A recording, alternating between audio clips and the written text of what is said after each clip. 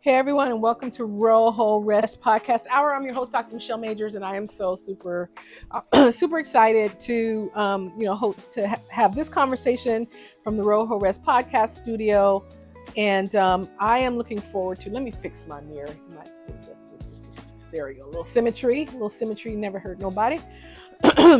And if you've been following me anytime, last few sessions or conversations, you know that I'm really trying to be in this space of love, God's love, unconditional, real, pure consciousness kind of love. And it has been a game changer for me. And,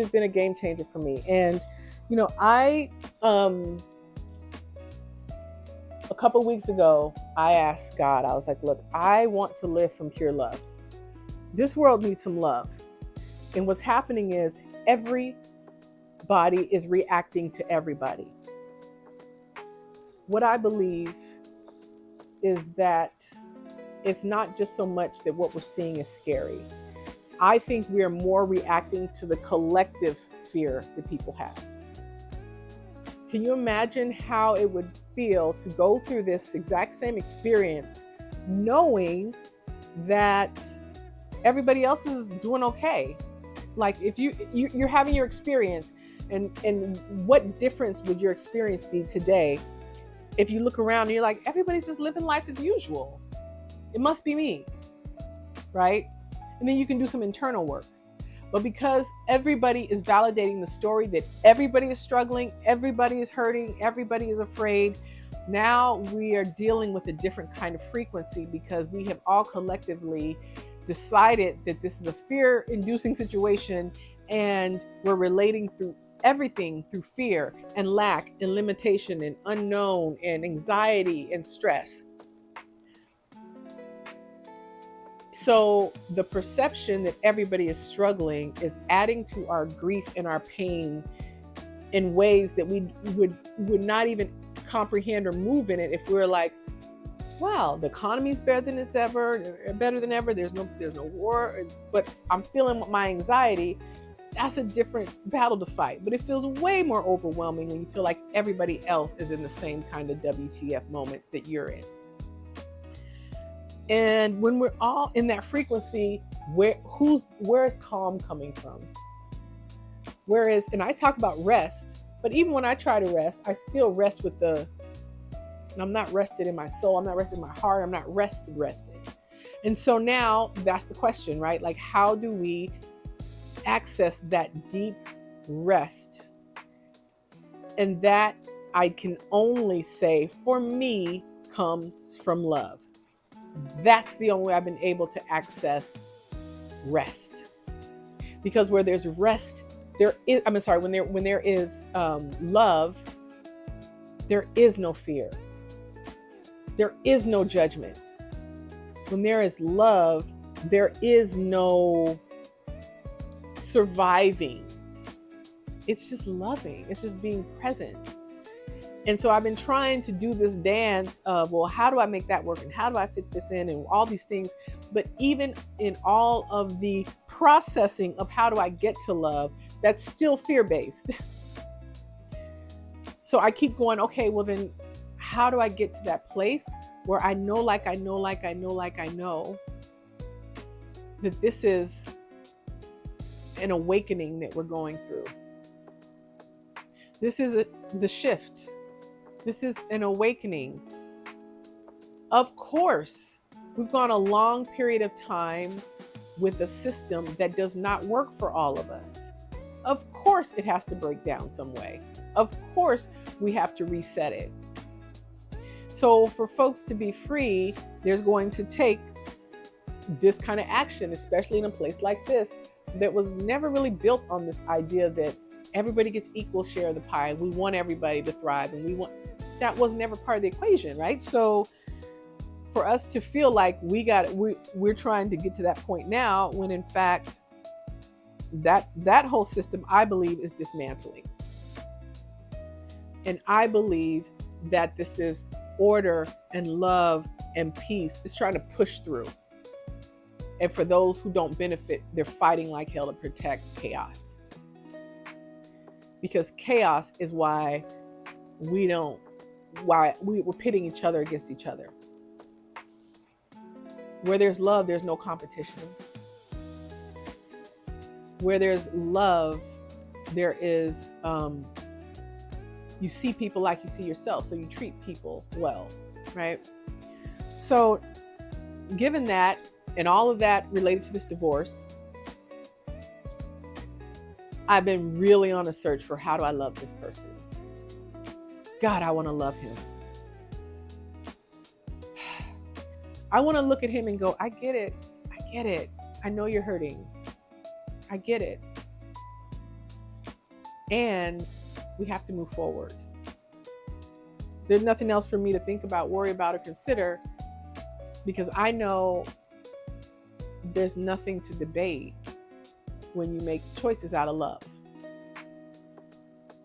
And so I'll keep trying to get to that. It is hard to hold that and the law, right? Because sometimes the law responds with certain variables. And sometimes you have to center a particular variable that is not the center of the story, but you have to center it in order to communicate with judges and and speak their language. That's another reason why I'm ready to be done. So here I am, I've decided to let go of the house, because I know that where this house involves, there is no peace. I love it. There's peace in here while I'm in here, but this house is connected to him. And as long as this house is connected to him, I am actively choosing him. I am actively making a decision that means he will be a part of my life until I don't want to do that. I do not. That's not, because if I'm in search of love, part of it is surrounding myself with people and making choices that center peace and love. This house does not center peace and love. And there is a knowing that when you choose love, you choose up. I believe the next thing will be better. I don't know 100% where it's going to be or how it's going to look, but I think it'll be better. So as we're moving, into these places and spaces in our lives, whether it's a new job, whether it's trying to figure out what's going on in our country, whether it's a new relationship, whether it's ending a relationship, whether it's, a parent or family member with dementia, or some kind of illness, whether it's you're in conflict with somebody. What I know, the best, clearest, and most higher answer for everyone is love. So what I've been doing is I go to bed and I listen to, there's a CD, not video, but yes, video I watch on YouTube, and it's just frequency. It's just different frequencies have different, elicit different responses in the body. And there is one frequency, Hertz 852, that it's supposed to have the frequency to help you kind of clear pathways to speak to your soul, speak to God, speak to your angels, speak to your guides, speak to your panel of folks that are here, right over here, and right over here next to me. Like, I do believe I'm never alone. And I used to feel like I was alone. And so now I listen, and when I go in, I just start out with going, I list everything I can. I love my house. I wiggle my toes. I love my toes. I take a deep breath. I love that I can take a deep breath without any kind of assistance. I love nothing hurts. I love that I am well. I love this house. I love this house. I love my dogs. I love my sister. I love my podcast. I love my podcast suite. The idea is the more you can bring up of the things that you love and that are lovable, the more things you start to see that are lovable and that bring love and are centered in love. And when I did it the first time, it was like on a Saturday. It was a Friday and Saturday, and I was just like, whoa, what is this? Where did this come from? I was watching these videos and these death experiences, and I was like, oh, it is literally all about love. They tell you on the other side, you better tap into your love. That's where the magic is. That's where the peace is. That's where the joy is. So I started saying, I love myself. I love myself. I love myself. Then the inquiry of, can you love your husband, came up, and that was on a Sunday. I talked to friends, or I talked to my sister about it. And I went home, and that was on a Sunday. Monday, I just was in a really weird kind of zen, but then kind of feeling heavy, but it was a weird space I was in. And when I finally talked to my attorneys to say, I'm done, I don't want to do this anymore.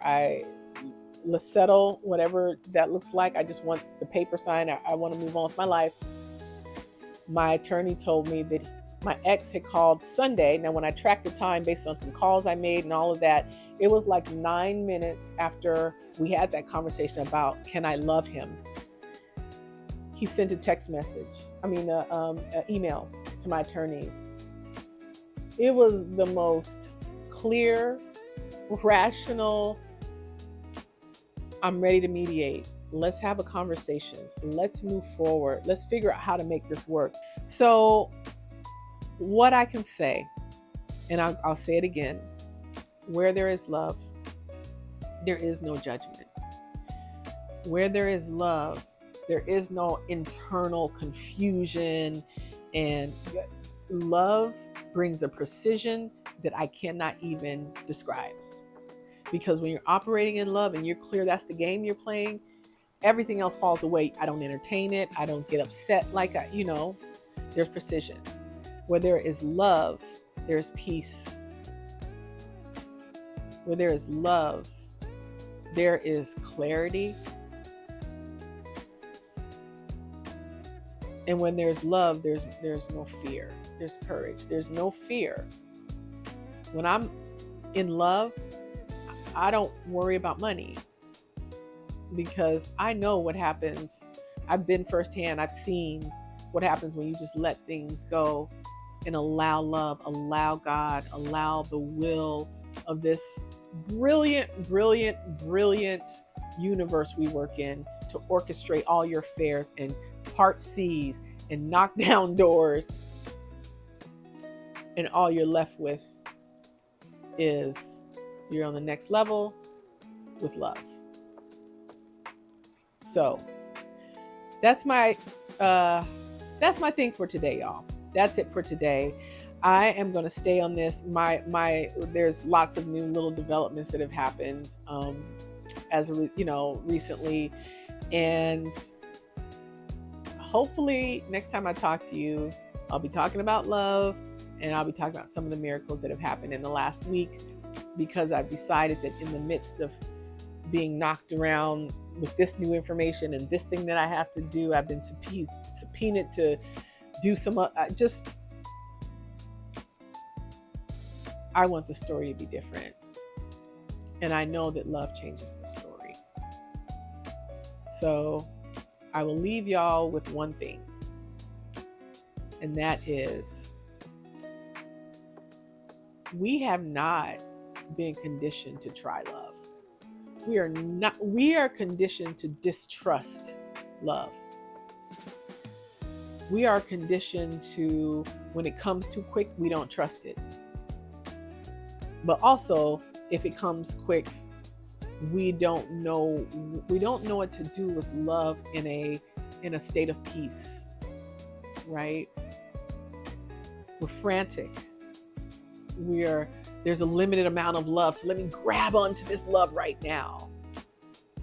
We're just not conditioned to dance with love, to make love in love.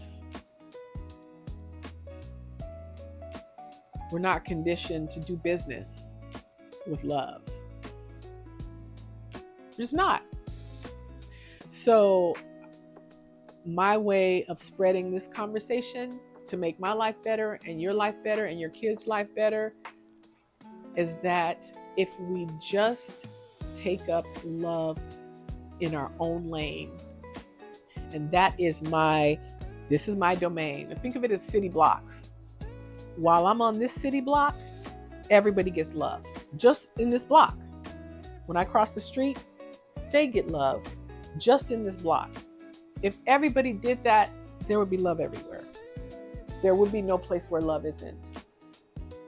So that's my story. I'm sticking to it, and we'll see you next week, and we'll see where love takes us this week. And I'm ready to report something miraculous and beautiful. So stay tuned. Be well.